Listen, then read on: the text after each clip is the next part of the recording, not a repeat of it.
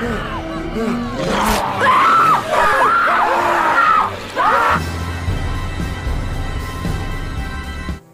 horor supernatural yang akan Removie dongengkan kali ini berjudul Uncle Peckerhead tahun 2020.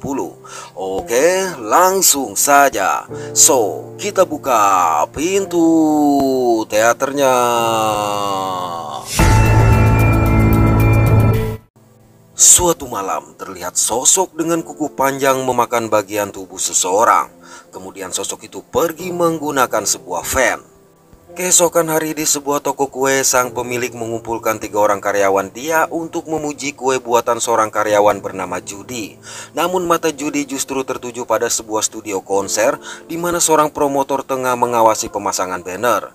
Judy yang merupakan anggota band dan memiliki mimpi untuk menjadi pemain band profesional, bahkan memutuskan berhenti bekerja hari itu juga. So sorry to cut this short, Doris. Lantas Judy menemui sang promotor bernama Amir dan menyerahkan demo rekaman sesuai yang telah dijanjikan, serta menawarkan diri untuk menjadi band pembuka konser musik sebuah band bernama Quiff Queen yang dipromotori oleh Amir. Tapi sebagai seorang promotor profesional, Amir tidak begitu saja menerima band amatir Judy. Oleh sebab itu Amir berjanji akan mendengar dulu demo tersebut dan meminta Judy menghubungi dia pada hari Jumat minggu depan. Dari situ Judy mendatangi markas band dia, yang mana di depan pintu telah tertera surat pemberitahuan pengusiran. Di dalam terdapat 2 orang rekan Judy yang bernama Mel dan Max. Di sini Judy mencentang semua hal yang sudah mereka lakukan, lalu menunjukkan sebuah peta yang telah dia tandai dengan 7 rute tur di berbagai kota yang akan mereka laksanakan. Di mana dengan pede Judy memberitahu bahwa tur ke-7 mereka adalah menjadi band pembuka konser Quiff Queen. Alasan utama Judy yaitu drummer Quiff Queen yang merupakan pemilik sebuah label rekaman, sehingga mereka memiliki peluang untuk mendapat kontrak pembuatan album. Keesokan hari band amatir ini pun berangkat menuju ke mobil. Saking cerobohnya, Max sempat terjatuh hingga membuat hidung dia patah. Malang bersama dengan itu 2 orang debt collector menyita mobil mereka yang sudah menunggak sekian bulan. Kendati demikian, tanpa mau putus asa, Judy dan Max memasang selebaran pada setiap mobil di kota dengan harapan ada yang mau meminjamkan untuk perjalanan tur mereka. Hingga selebaran terakhir langsung direspon oleh seorang pria tua bernama Peckerhead yang kebetulan berada di dalam mobil. Peckerhead sempat marah dengan tindakan mereka, namun setelah Judy menjelaskan bahwa mereka membutuhkan mobil van untuk perjalanan tur, tiba-tiba Peckerhead menjadi senang. Peckerhead memberitahu mobil itu sebenarnya dia gunakan sebagai rumah, tapi dia tetap menawarkan diri untuk menjadi sopir dan penata panggung selama tur mereka. Tidak memiliki pilihan lain, akhirnya mereka setuju. Alhasil perjalanan mereka mulai. Ladies' choice. Well, Peck. Singkat waktu mereka sampai di lokasi pertama yang masih terkunci. Selama menunggu, Judy yang merasa penasaran dengan sebuah dompet di dashboard mobil mencoba membuka. Dari dompet ini Judy menemukan sejumlah suntikan penenang. Bersama dengan itu sang promotor tiba. Oleh karenanya Judy segera mengembalikan dompet tersebut dan menemui sang promotor. Ternyata perjalanan tur band amatir tidak seindah yang Judy bayangkan, karena mereka hanya diundang untuk mengisi acara rutin, bukan tampil melakukan sebuah konser. Sang promotor bahkan sempat terkejut lantaran Judy mengatakan mereka akan memainkan lagu-lagu punk rock. Kidding me? Pada malam hari, pertunjukan mereka lakukan hanya di hadapan 3 orang penonton tua termasuk Peckerhead. Parahnya promotor ini juga membayar mereka sebesar $3 yang bahkan tidak bisa ditolak oleh Judy. Mengetahui pembayaran yang tidak manusiawi ini, Mel berniat menyerang promotor tadi, tapi dicegah oleh Judy yang mengajak mereka meninggalkan tempat itu. Sebelum pergi, Peckerhead meminta waktu untuk ke toilet terlebih dahulu. Merasa kepergian Peckerhead terlalu lama, maka Judy memutuskan memanggil dia. Di dalam, Judy mendengar suara aneh dari ruangan sang promotor. Ketika pintu dia buka, sontak Judy berteriak histeris mendapati sosok mengerikan tengah memukbang promotor tadi. Mendengar teriakan Judy, sosok ini pun ikut berteriak. Dengan panik, Judy bergegas menuju ke mobil. Sayang kunci mobil tidak ada. Sejurus kemudian, Peckerhead yang berlumuran darah datang sehingga membuat Judy sadar kalau makhluk mengerikan tadi adalah Peckerhead.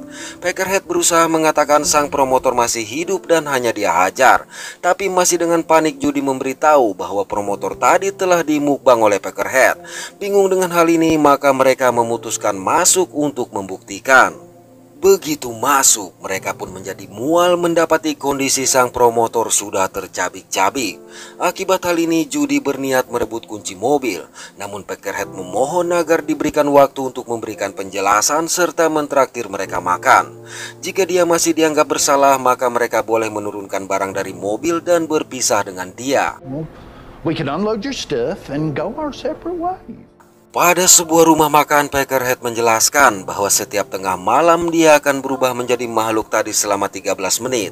Hanya saja dia sendiri tidak mengetahui apa sebenarnya makhluk tersebut dan kapan semua itu berawal, serta tidak sadar saat melakukan suatu penyerangan sampai kembali normal. Peckerhead mengaku bisa mengontrol diri dengan suntikan yang ditemukan oleh Judy di mobil.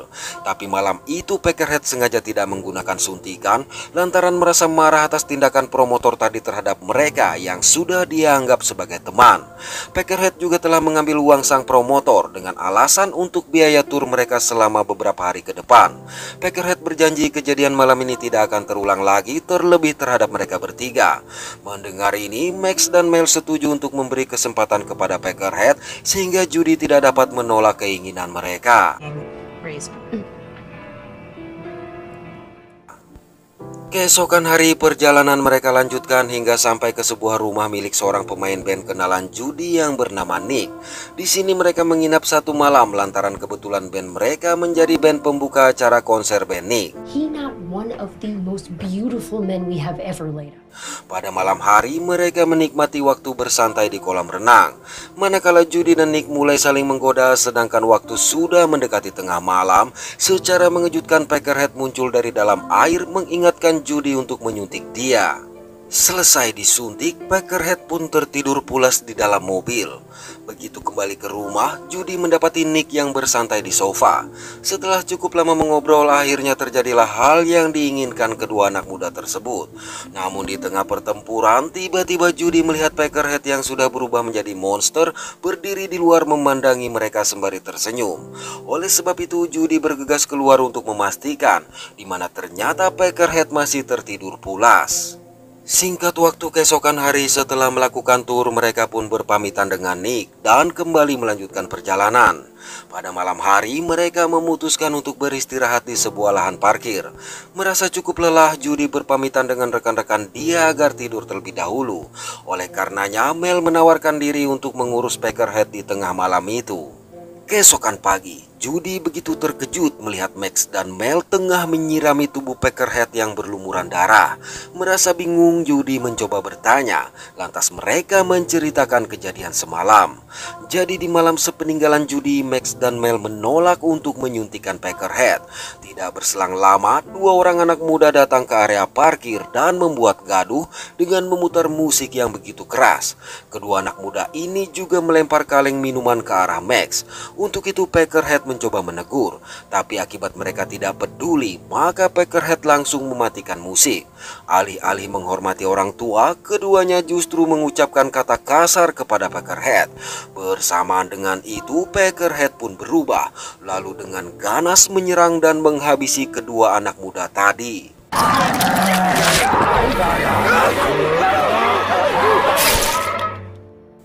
Mendengar Peckerhead yang telah melanggar janji meski dengan alasan membela teman, tetap saja Judy sangat kecewa. Tapi dia juga teringat bahwa hari itu adalah hari Jumat sehingga bergegas menghubungi Amir. Beruntung Amir memberikan kabar baik dan membuat mereka semua girang sampai melupakan masalah pembunuhan malam itu. Ketika mencapai tempat tur selanjutnya, mereka dihentikan oleh sebuah band amatir lain. Leader band yang bernama Silo memberitahu kalau dia sudah menghubungi promotor untuk mengganti jadwal manggung. Menurut Silo, band Judy lebih pantas untuk tampil terlebih dahulu dibanding dengan band mereka yang jauh lebih berpengalaman. Namun Judy menegaskan bahwa band mereka akan menjadi band penutup, sehingga band Silo tetap akan menjadi band pembuka. Awalnya Silo akan marah, tapi mendengar Peckerhead yang lebih dahulu marah, akhirnya Silo memilih untuk berdamai. Hands off the vehicle, hombre. Pada malam hari, acara manggung sebagai band penutup mereka lakukan. Melihat penonton yang tidak mempedulikan rekan-rekannya, maka Peckerhead berinisiatif untuk meminta para penonton memperhatikan mereka, di mana ternyata penonton-penonton ini sangat menikmati musik punk rock yang mereka suguhkan. Sukses dengan pertunjukan itu, mereka memutuskan untuk menginap di sebuah motel. Judy berkata kepada Peckerhead bahwa sampai hari itu masih belum bisa menerima kenyataan dia adalah makhluk yang memakan manusia. Di sisi lain, Judy juga merasa Peckerhead bukan orang jahat dan terkadang merasa senang dia ada bersama mereka. Jadi berterima kasih atas apa yang telah dilakukan oleh Peckerhead di acara sebelumnya. Saat waktu hampir menunjukkan tengah malam, Peckerhead meminta Judy untuk memastikan dia menyuntikkan diri. Namun Judy mempercayakan hal itu pada Peckerhead sendiri. Keesokan pagi, tanpa terjadi apa-apa, mereka melanjutkan perjalanan. Di tempat pertunjukan, mereka memperhatikan penampilan band Silo yang sangat kacau, di mana tidak satupun penonton yang juga menikmati pertunjukan itu. Ketika tiba giliran mereka, terlihat senyum licik di wajah Silo akibat penampilan mereka yang jauh lebih baik. Pada malam hari, seorang gadis datang untuk membeli demo rekaman. Oleh karenanya mereka memberikan demo tersebut secara gratis. Senang dengan sikap ini, maka sang gadis menawarkan untuk menginap di rumah dia. Sayang, ternyata band Silo juga menginap di sana. Seperti sebelumnya, Silo menunjukkan sikap tidak baik kepada mereka. Di sini sudah terlihat gejala mencurigakan dari Peckerhead yang semakin tidak menyukai Silo. Mendapati kamar yang tidak cukup untuk mereka berempat, maka Judy mengajak mereka melanjutkan perjalanan dan tidur di mobil. Tapi Peckerhead memaksa untuk menginap. Alhasil Judy meminta Peckerhead tidur di kamar seorang diri, sedangkan mereka bertiga akan tidur di ruang tamu. Di tengah malam, tatkala menonton TV, Judy dan Mel melihat berita pembunuhan yang terjadi di motel tempat mereka menginap semalam. Berdasarkan tubuh yang ditemukan dalam kondisi setengah dimakan, pihak kepolisian menduga sang pelaku adalah beruang buas. Mendengar itu, sontak mereka bergegas menuju kamar Peckerhead, di mana mereka menemukan kamar tersebut kosong. Tidak mengetahui keberadaan Max, mereka mencoba memasuki kamar Silo, dan ternyata Max disekap di sana. Melihat mereka, Silo dan rekan-rekannya juga menyekap Judy dan Mel. Silo berkata mereka tidak akan tampil pada acara bersama Quiff Queen esok hari. Untuk memastikan hal ini, Silo juga berniat menyekap penata panggung mereka. Bersamaan dengan itu, terdengar suara aneh dari pintu. Ketika salah satu rekan Silo akan membuka, secara mengejutkan pintu terbanting hingga dia pecah terjepit. Lalu muncullah Peckerhead yang sudah berubah, menyerang dan menghabisi semua anggota band Silo dengan sangat ganas tepat di hadapan mereka bertiga.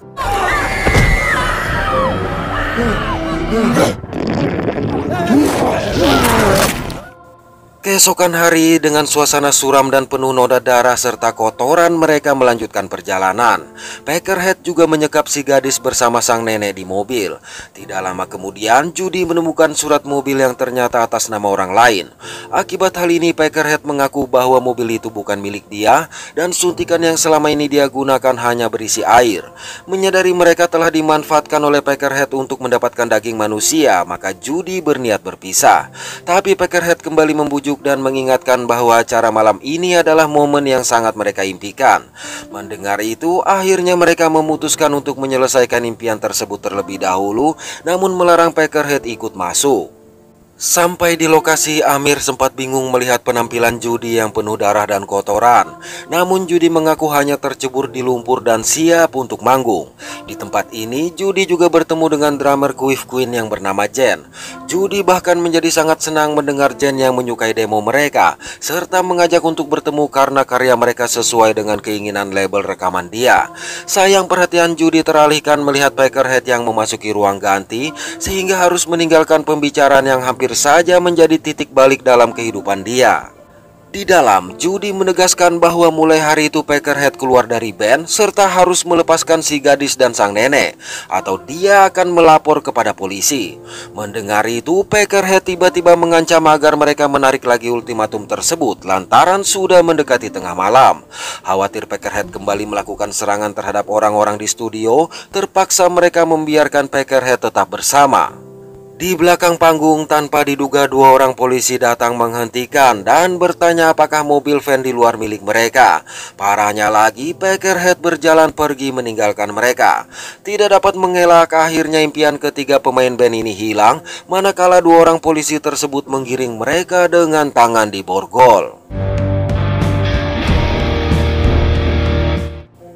8 bulan kemudian, kasus pembunuhan yang melibatkan Judy, Mel, dan Max dibatalkan setelah si gadis dan sang nenek bersaksi bahwa ada seorang pria lebih tua yang bertanggung jawab atas kematian Shiloh dan ketiga rekannya.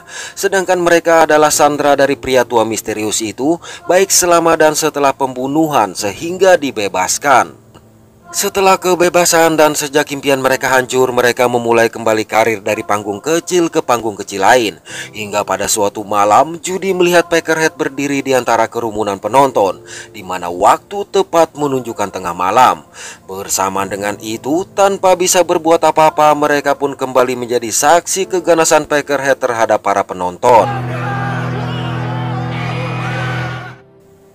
Oke, terima kasih sudah menonton sampai pada akhir konten ini. Mohon maaf atas ketidaksempurnaan dari kami. Semoga terhibur dan sehat selalu. Mantap.